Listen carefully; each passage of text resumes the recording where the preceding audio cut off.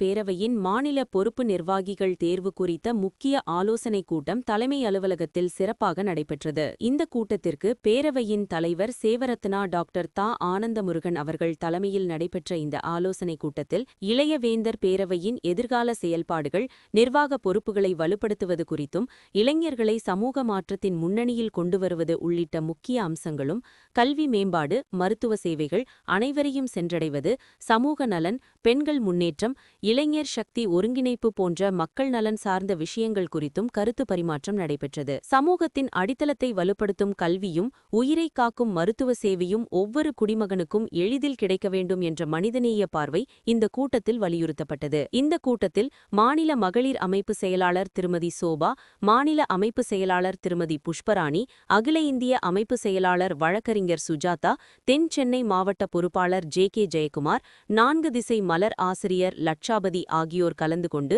பேரவை கூட்டத்தில் ஆலோசனைகள் மற்றும் சமூக நல கருத்துகள் விவாதிக்கப்பட்டது. இளைஞர்களின் ஆற்றலை சமூக சேவையாக மாற்றும் நோக்குடன் மக்கள் நலன், சமத்துவம், கல்வி, சுகாதாரம் ஆகியவற்றை அடிப்படையாக கொண்டு இளையவேந்தர் பேரவை தொடர்ந்து செயல்படும் என்ற உறுதியை இந்த ஆலோசனைக் கூட்டம் வெளிப்படுத்தியது. சமூக நலமே நிர்வாகத்தின் அடையாளம், சேவையே தலைமைத்துவத்தின் உயர்ந்த வடிவம் என்ற தத்துவத்தை முன்வைத்து இளையவேந்தர் பேரவை புதிய பாதையில் பயணிக்கிறது.